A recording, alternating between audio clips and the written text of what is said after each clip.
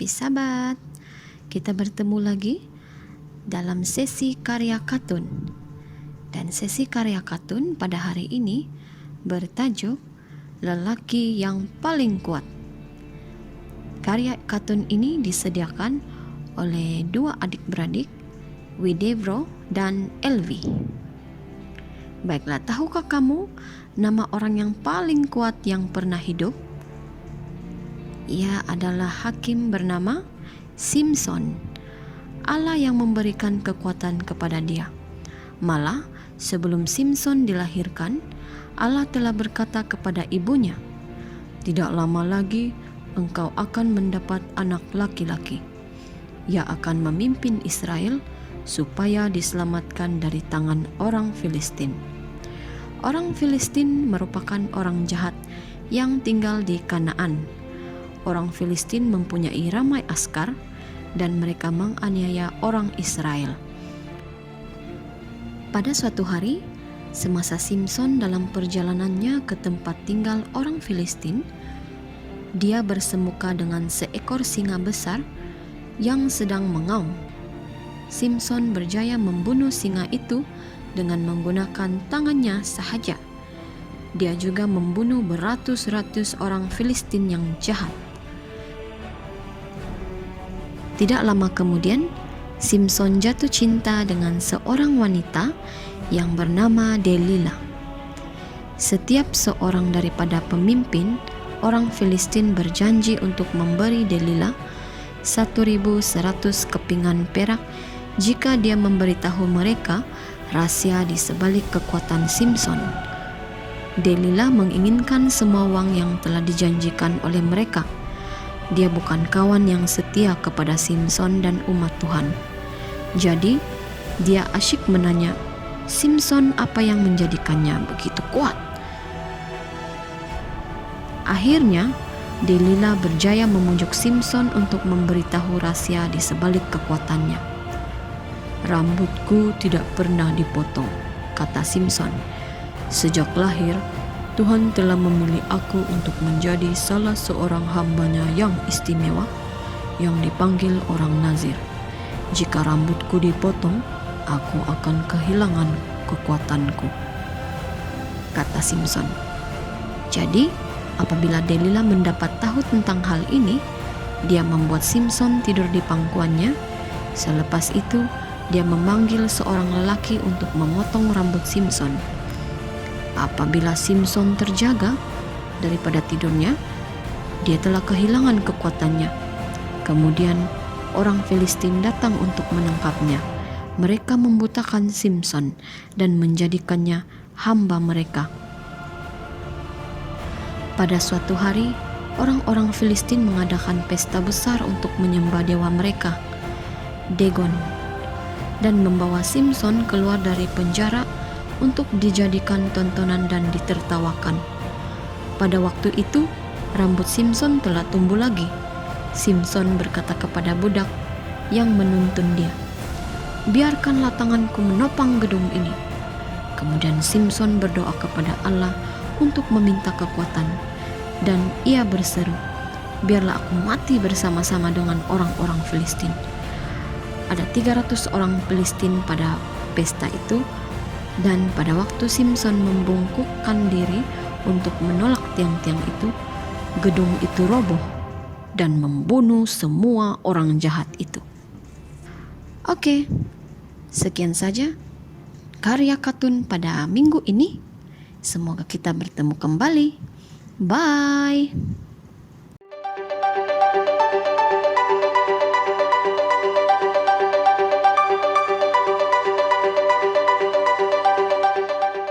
Selamat hari Sabat semua.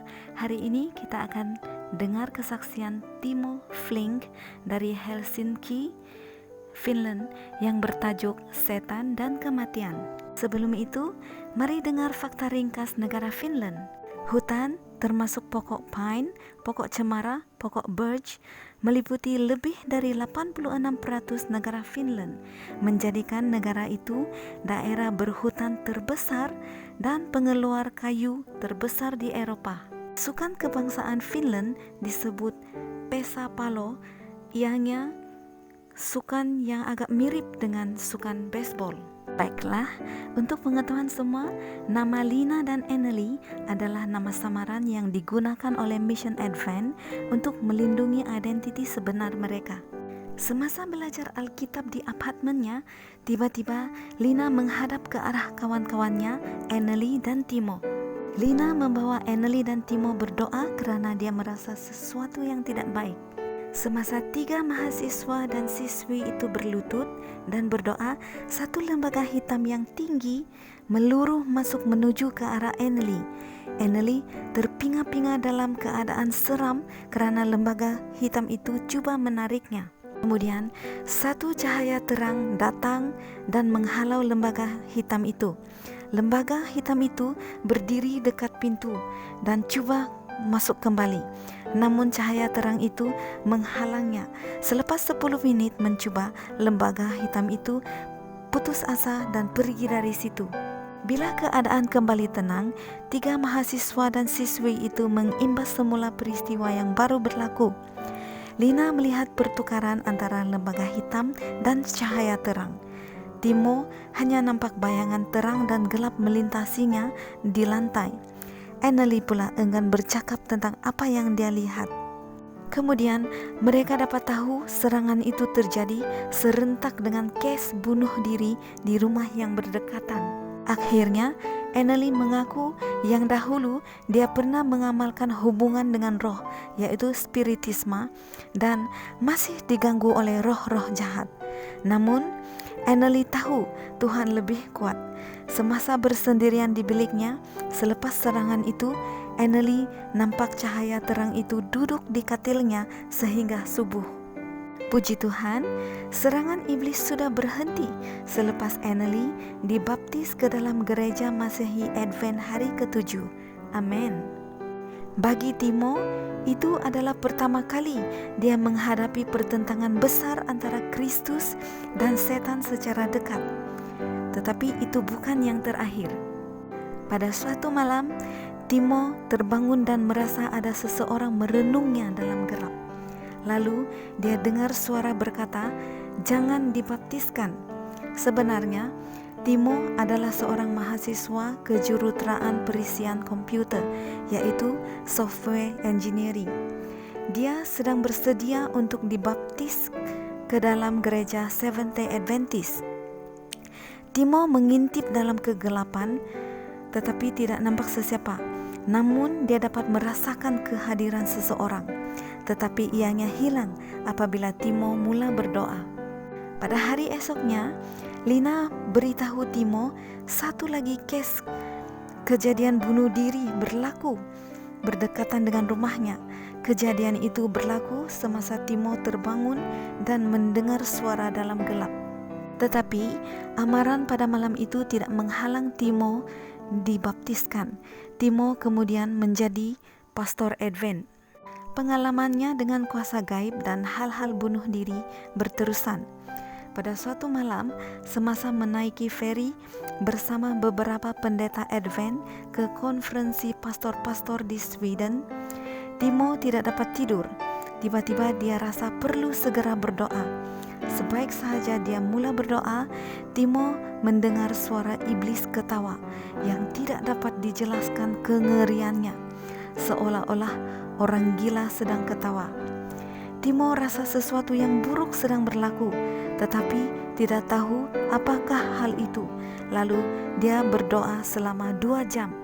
Esoknya, semasa bersarapan pagi, seorang pastor senior bertanya kepada Timo apa yang terjadi kepada Timo malam tadi. Roh Kudus menyuruhnya bangun di tengah malam berdoa untuk Timo. Seorang lagi pastor datang dan berkata, "Kamu tidak tahu apa yang terjadi padaku semalam. Saya bangun dan merasakan perlu keluar mencari udara segar. Ketika saya sampai di luar, saya melihat seorang lelaki hampir terjun ke dalam laut." Pastor itu memujuk dan menasihatkan lelaki tersebut selama 1 jam supaya tidak membunuh diri.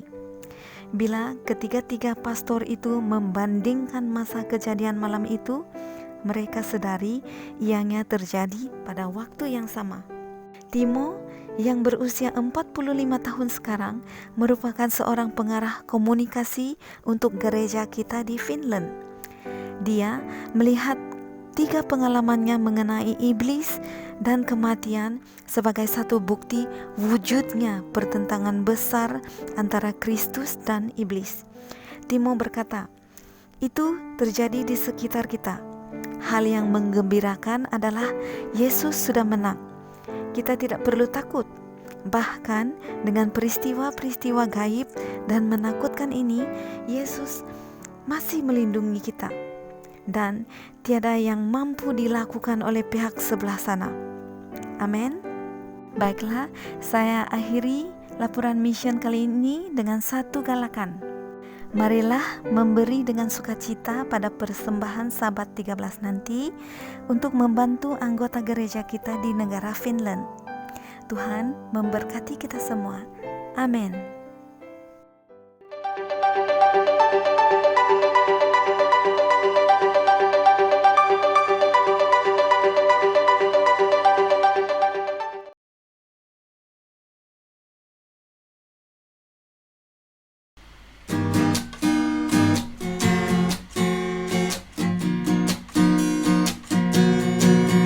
Di tiap saat ku memanggil namamu, semua yang ku perlu hanya pinta darimu. Ku ketuk pintumu, kau buka bagiku, saat kekurangan kau penuhiku.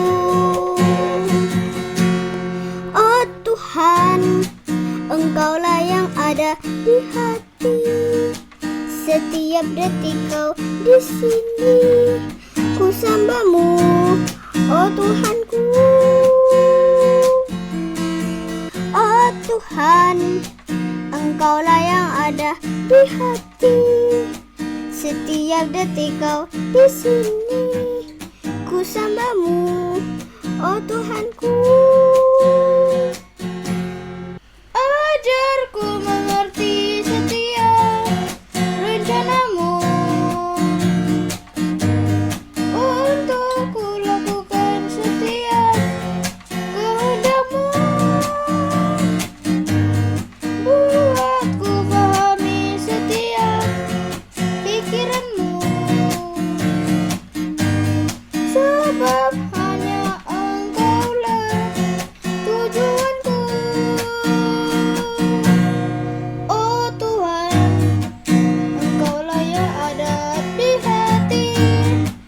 Setiap detik kau di sini. Ku sembahmu, oh Tuhanku. Oh Tuhan, Engkaulah yang ada di hati. Setiap detik kau di sini. Ku sembahmu, oh Tuhanku. Oh Tuhanku.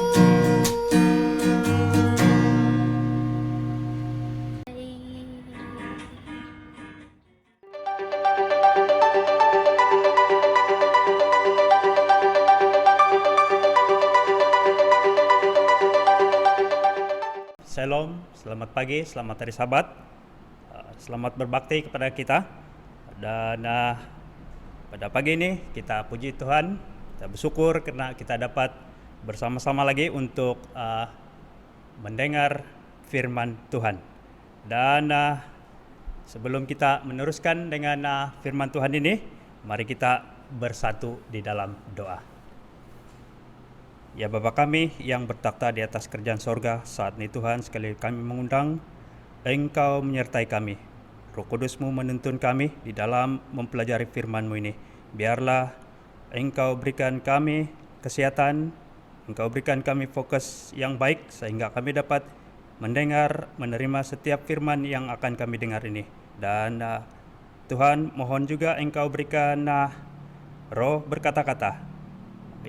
Engkau anugerahkan kepada saya supaya apapun yang saya sampaikan bukan berasal dari saya tetapi langsung dari-Mu Tuhan. Terima kasih Engkau sudah mendengar menjawab doa ini. Dalam nama Yesus kami berdoa. Amin.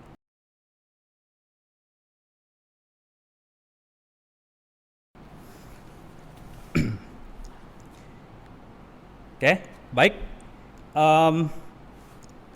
Di dalam firman kita pada pagi ini, satu tajuk yang saya akan kongsikan yaitu bersabar di dalam penderitaan.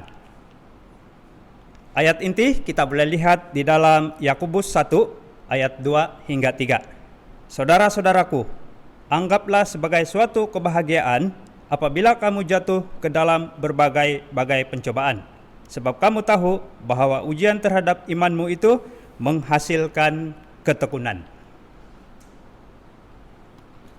Oke. Kita lihat bagaimana kisah Ayub ini dapat menginspirasikan kita. Bagaimana Ayub menghadapi setiap pencobaan yang dia hadapi. Oke. Kisah Ayub ini bukanlah satu cerita yang dongeng, tetapi cerita di mana dua kuasa besar yang bertentangan sehingga Ayub ini menjadi satu pelantaran sebagai pertarungan dua kuasa ini. Oke, kita lihat latar belakang Ayub. Ayub hidup selama 140 tahun dan kita boleh lihat ini di dalam Ayub 42 ayat 16. Yehezekiel juga mensejajarkan Ayub dengan Nuh dan Daniel. Kita boleh lihat semua ini di dalam Yehezekiel 14 ayat 4 dan 20. Ketiga sahabat Ayub yang datang berdebat dengan Ayub pun tercatat dari keturunan mana mereka berasal. Oke. Yang pertama, Elifas. Kita ketahui Elifas ini adalah orang teman, yaitu keturunan dari Esau. Dan sahabat yang kedua, Bildad, orang Sua, adalah keturunan Abraham dari Keturah. Sementara sahabat yang ketiga, Zopar, orang Naamah. Oke, dan yang satu lagi, orang muda ditambah Elihu, orang Bus, adalah keturunan Nahor. Nahor itu adalah ayah kepada Abraham. Oke, Ayub ini dikenali sebagai seorang yang saleh, jujur, takut akan Allah, dan menjauhi kejahatan. Itulah sifat-sifat yang ada pada Ayub. Oke. Ayub adalah pria sejati. Ia seorang suami yang baik, juga seorang ayah yang setia. Dalam pekerjaannya pun, Ayub seorang pengusaha yang jujur. Hidupnya adalah teladan bagi semua orang di zamannya, sehingga kesalehannya itu sendiri diakui oleh Tuhan. Di dalam Ayub 1 ayat 8, Tuhan mengatakan, lalu bertanyalah Tuhan kepada iblis, apakah engkau memperhatikan hambaku Ayub? Sebab tiada seorang pun di bumi seperti dia yang demikian saleh dan jujur, yang takut akan Allah dan menjauhi kejahatan. Di sini kita lihat Allah sendiri mengakui kesalehan Ayub, di mana dia katakan tidak ada seorang pun yang sesaleh ataupun sejujur Ayub di dunia ini. Oke. Hidupnya adalah teladan bagi semua orang di zamannya. Tentu sekali Ayub ini adalah seorang yang sangat setia kepada Tuhan. Oke? Di dalam bisnis Ayub, kita boleh lihat di sektor peternakan. Kita ketahui Ayub mempunyai banyak ternakan dan juga Ayub adalah seorang pengolahan tanah dan juga transportasi. Dikatakan di sini Ayub mempunyai 7.000 ekor kambing domba, manakala 3.000 ekor unta, 500 pasang atau 1.000 ekor lembu, 500 keledai betina.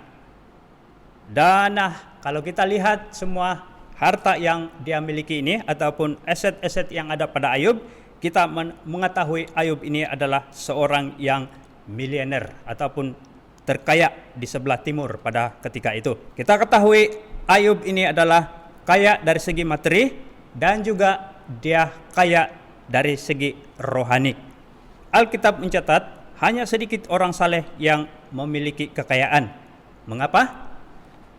Kita lihat di sana, kekayaan bisa dimiliki setiap orang, tetapi kesalehan tidak bisa didapat setiap orang. Maksudnya kekayaan ini siapa-siapa pun boleh memiliki, tetapi dalam masa kaya itu mungkin sebagian orang itu tidak memiliki kesalehannya. Kesalehan berguna bagi setiap orang, tetapi kekayaan merugikan atau berbahaya bagi sebagian orang. Mereka yang hidup saleh bisa hidup tanpa kekayaan, tetapi bagaimana dengan kekayaan itu? Tetapi mereka yang punya kekayaan seringkali tidak bisa hidup tanpa kesalehan. Berarti kekayaan ini seringkali boleh menggugat ataupun boleh mengundang bahaya bagi sesetengah ataupun sebagian orang. Tetapi Ayub bisa hidup saleh dan kaya raya. Kita akan melihat dialog antara Allah dan iblis, sehingga Ayub menjadi medan pertempuran dua kuasa besar ini. Di dalam ayat 6 hingga 12, Ayub 1 ayat 6 hingga 12, Ayub tidak pernah mengetahui dialog itu yang menyakitkan. Dialog itu adalah untuk mencobai Ayub. Ayat 8 berbunyi, apakah engkau memperhatikan hambaku Ayub? Sebab tidak seorang pun di bumi seperti dia yang demikian saleh dan jujur, yang takut akan Allah dan menjauhi kejahatan. Pujian Allah terhadap Ayub membangkitkan ketidaksenangan dalam diri iblis dan juga sekaligus fitnahannya. Apabila Allah memuji Ayub, si iblis sudah mulai tidak senang. Harus berhati-hati. Mereka yang tidak tahan ataupun tidak dapat menahan mendengar orang lain dipuji selain dari diri mereka sendiri adalah sama dengan iblis. Harus berhati-hati dengan sifat sedemikian. Apa yang dikatakan iblis pada ayat 9 hingga 11? Kita teruskan. Pada umumnya benar. Dikatakan di sini, lalu jawab iblis kepada Tuhan, apakah dengan tidak mendapat apa-apa Ayub takut akan Allah? Bukankah engkau yang membuat pagar sekeliling dia dan rumahnya serta segala yang dimilikinya? Apa yang dikerjakannya telah kau berkati dan apa yang dimilikinya makin bertambah di negeri itu. Ini sangat jelas menggambarkan iblis itu menuduh ataupun mula memitnah bahwa jika bukan karena Allah, Ayub mungkin tidak setia. Keberhasilan dalam hal apapun disebabkan berkat Tuhan.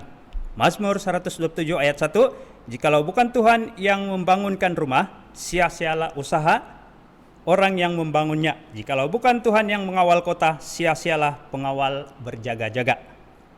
Amsal 10 ayat 22, berkat Tuhanlah yang menjadikan kaya.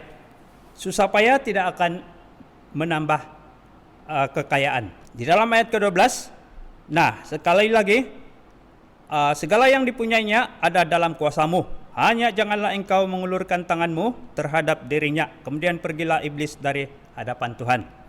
Iblis tidak mempunyai kuasa terhadap manusia sampai Allah mengizinkan. Harus diingat,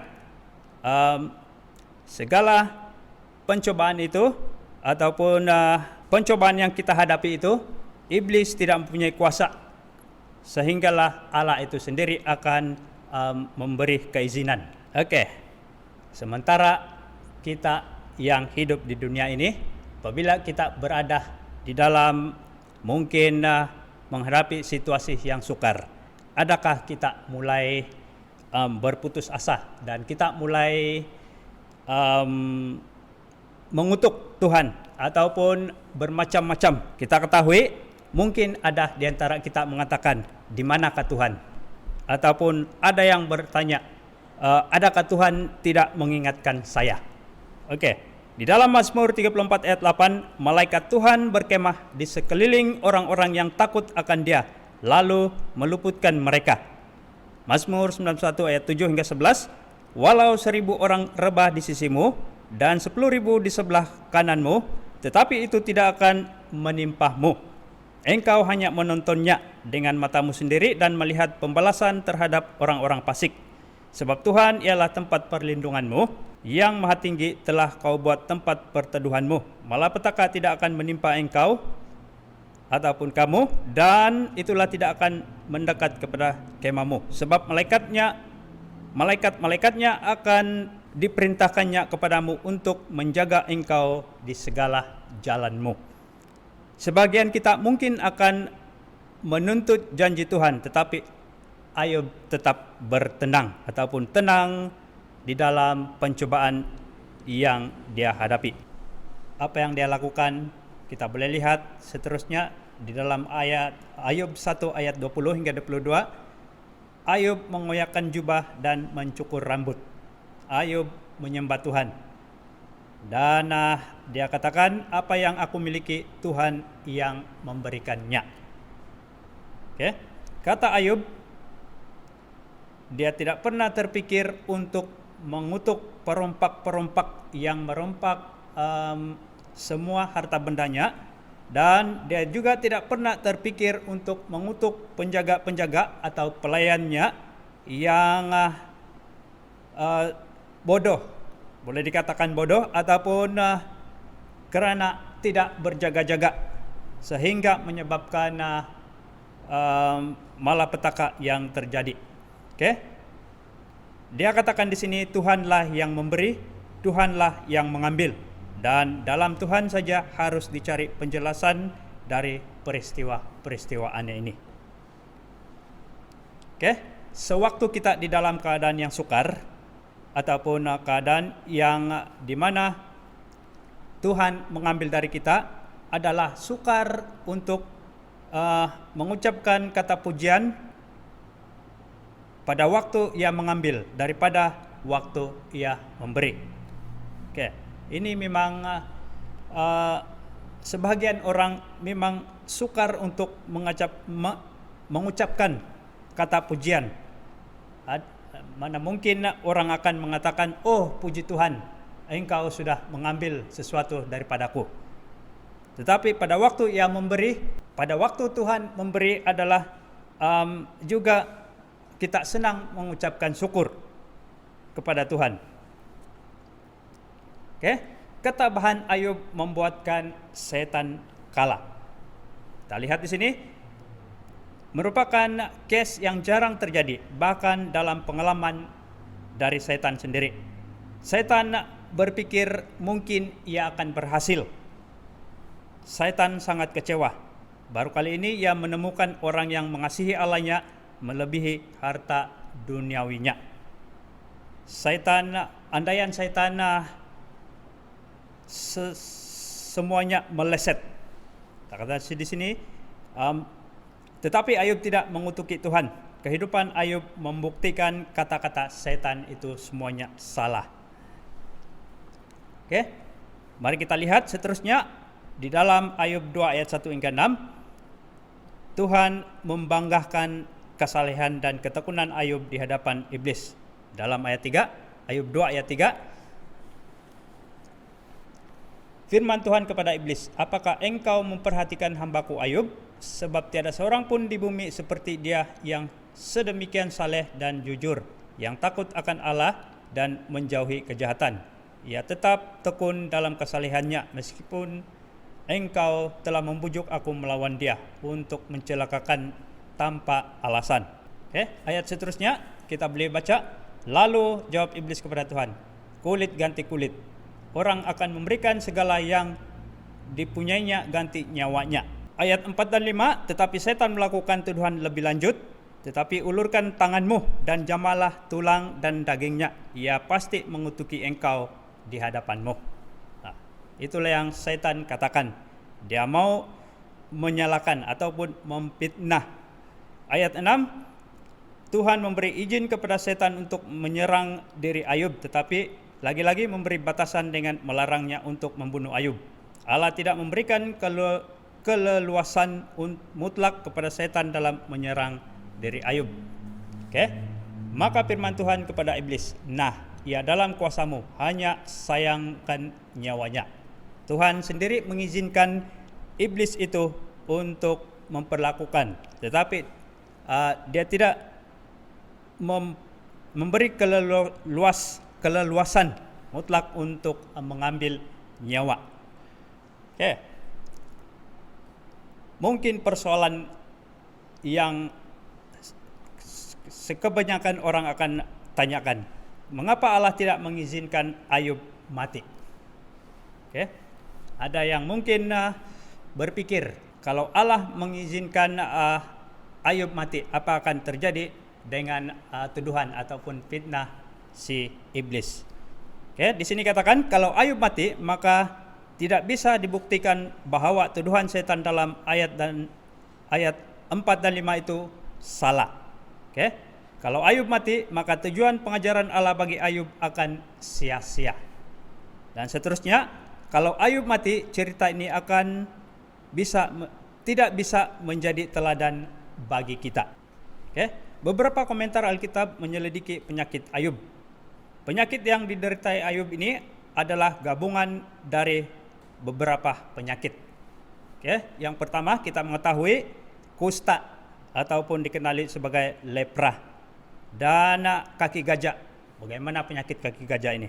Mungkin kita lihat bengkak-bengkak di badan Ayub dan juga cacar api. Kita tidak tahu bagaimana penyakit cacar api ini. Namun yang pasti penyakit Ayub tidak bisa diketahui namanya. Oke. Alkitab katakan penderitaan Ayub sebagai berikut. Bisul yang bernanah dan meradang. Dalam Ayub 2 ayat 7, badannya sangat gatal sehingga digaru dengan beling. Mengalami perubahan pada kulit wajah yang mengakibatkan cacat. Oke, ini semua adalah penyakit-penyakit yang diderita Ayub. Selain dari itu, membuat hilang nafsu makan, rasa takut dan depresi. Bisul-bisulnya terbuka, berkeropeng, pecah dan keluar nanah. Kalau kita lihat semua penyakit yang diderita si Ayub ini, mungkin kita tidak dapat menghadapi semuanya ini. Oke. Selain dari itu, cacing timbul pada luka-luka itu. Luka-lukanya banyak dan di mana-mana di seluruh badan. Sulit bernapas. Ini sulit bernapas ini ada kaitan seperti penyakit yang sedang melanda dunia ketika ini.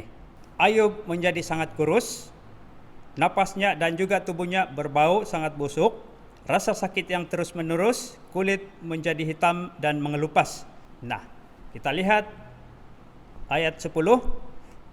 Apa jawab Ayub di sana? Ayat 10, engkau berbicara seperti perempuan gila. Apabila Ayub menghadapi semuanya ini, istrinya membujuk Ayub supaya mengutuki Tuhan Allah ataupun Tuhan yang Ayub sembah itu. Dan juga istrinya juga menyuruh dia untuk mati. Jadi apa jawab Ayub di sana? Kita boleh lihat, engkau berbicara seperti perempuan gila. Ayub sangat marah karena disebutkan hal itu kepadanya. Selama ini Ayub selalu lembut kepada istrinya, bahkan saat istrinya tidak baik kepadanya. Tetapi pada waktu istrinya membujuk untuk mengutuk Allah, ia sangat tidak senang. Engkau berbicara seperti salah satu dari perempuan-perempuan tolol. Itulah kata Ayub kepada istrinya. Pencobaan untuk mengutuki Allah harus ditolak dengan kejijikan yang terbesar dan bukannya diajak berembuk, dikatakan di sini. Oke, bagaimana sikap Ayub menghadapi semua ini? Allah mengizinkan iblis untuk mencobai Ayub. Iblis mencobai Ayub dengan memusnahkan segala harta bendanya. Iblis mencobai Ayub dengan membunuh semua anak-anaknya. Iblis menggunakan istri Ayub untuk mengutuki Allah. Iblis menggunakan sahabat-sahabat Ayub untuk melemahkan imannya. Tetapi Ayub tetap setia dan tidak melakukan dosa apapun. Pengharapan Ayub hanyalah kepada Allah. Di dalam Ayub 16 ayat 19 dan 20, ketahuilah sekarang pun juga saksiku ada di sorga, yang memberi kesaksian bagiku ada di tempat yang tinggi. Sekalipun aku dicemoohkan oleh sahabat-sahabatku, namun ke arah Allah mataku menengadah sambil menangis. Dalam Ayub 19 ayat 25, tetapi aku pun tetapi aku tahu penebusku hidup dan akhirnya ia akan bangkit di atas debu. Ayub membuat setan kalah yang kedua kali. Seterusnya, apakah yang Allah lakukan kepada sahabat-sahabat Ayub? Kita lihat bagaimana apa yang berlaku kepada sahabat-sahabat Ayub. Dalam Ayub 42 ayat 7, maka firman Tuhan kepada Elifas, orang teman itu, murkaku menyala terhadap engkau dan terhadap kedua sahabatmu, karena kamu tidak berkata benar tentang aku seperti hambaku Ayub. Kita mengetahui kata-kata yang mereka katakan kepada Ayub. Kita juga mengetahui upah dari Allah atas ketekunan Ayub. Kita lihat di dalam Ayub 42 ayat 13 hingga 15. Ia juga mendapat kembali apa yang hilang daripadanya sebelum itu. Kita lihat di dalam Ayub 42 ayat 13 mengatakan, kita lihat di sini, kita baca, ia juga mendapat 7 orang anak laki-laki dan 3 orang anak perempuan. Ini adalah upah dari Allah atas ketekunan yang Ayub tunjukkan. Ayat ke-14, dan anak perempuan yang pertama diberikan nama Yemimah, yang kedua Kezia, dan yang ketiga Keren Hapuk. Semuanya ini nama-nama yang diberikan ini mempunyai maksud dia tersendiri. Di seluruh negeri tidak terdapat perempuan yang secantik anak-anak Ayub, dan mereka diberi milik pusaka di tengah-tengah saudara-saudara lelakinya. 3 orang anak perempuan Ayub ini, kalau kita ketahui pada zaman Ayub ketika itu, anak-anak perempuan tidak mempunyai hak keistimewaan seperti anak-anak lelaki. Hanya anak-anak lelaki yang akan mendapat waris daripada harta yang dimiliki oleh orang tua ataupun ibu bapak. Kita mengetahui kesimpulan di sini. Ada kalanya Allah mengizinkan pencobaan yang kita alami adalah untuk menguji kita. Tak akan ada ketekunan tanpa pencobaan dalam hidup umat Tuhan. Allah juga tidak pernah mengizinkan manusia dicobai melampaui kekuatannya. Jangan berpikir negatif dan mempersalahkan Allah ketika kita menghadapi pencobaan. Seterusnya, ada banyak pertanyaan yang kita tidak temukan jawabannya di atas dunia ini, dan hanyalah Allah yang tahu jawaban itu. Setan tidak punya kuasa apapun pada kita tanpa seizin daripada Allah. Harus diingat, apapun yang kita hadapi, betapa berat pun kesukaran yang kita tanggung, semuanya adalah untuk ujian yang Allah berikan kepada kita untuk menulingkan keimanan kita. Setiap orang yang tetap bersandar pada Allah selalu mendapat kemenangan. Upah berkat yang Allah berikan kepada kita yang setia jauh lebih besar dari apapun yang setan tawarkan. Jadi marilah kita mengambillah ketabahan Ayub ini di dalam kehidupan kita sementara kita masih hidup di dalam dunia yang penuh berdosa ini. Walaupun kita sebagai umat-umat Tuhan, kita memang tidak lari daripada berbagai-bagai pencobaan. Tetapi marilah ambil firman ataupun pengajaran yang seperti mana Ayub sudah lalui, dia tetap bertekun di dalam Tuhan. Semoga firman ini memberi berkat kepada kita.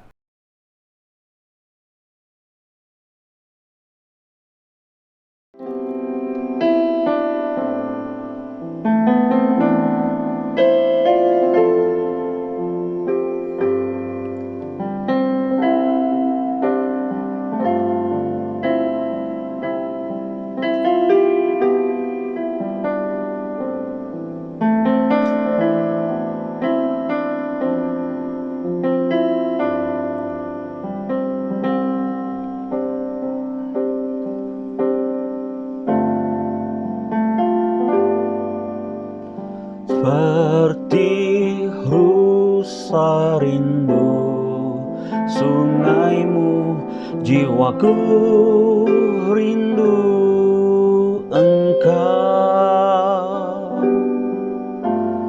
Kaulah Tuhan hasrat hatiku, ku rindu menyembah-Mu. Engkau kekuatan dan perisaiku, kepadamu rohku berserah.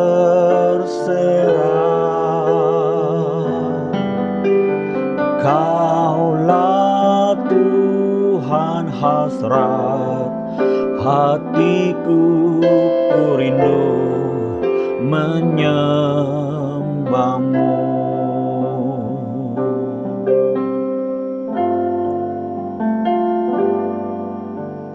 Seperti rusa rindu sungaimu, jiwaku rindu Engkau.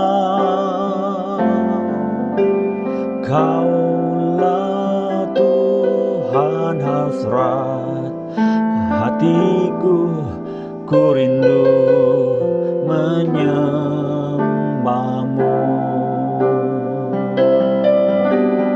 Engkau kekuatan dan perisaiku, kepadamu rohku berserah. Kaulah Tuhan hasrat hatiku, ku rindu menyembah-Mu.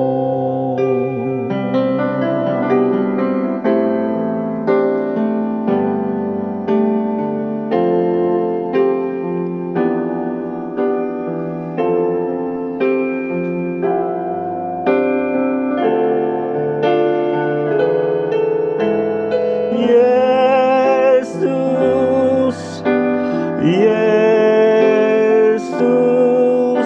Kau segalanya bagiku. Kau segalanya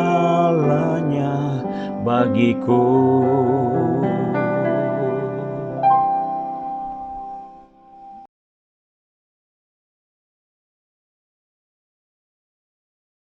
Mari kita akhiri firman ini dengan berdoa bersama. Ya Tuhan, Bapa kami yang bertakhta di atas kerajaan sorga, puji dan syukur kami berikan kepadamu di atas kesempatan kami dapat mendengar firman-Mu. Dan biarlah firman-Mu ini terus menerus dapat menuntun kehidupan kami, supaya kami hidup dengan penuh kesetiaan dan terus menerus mahu bergantung kepadamu Tuhan.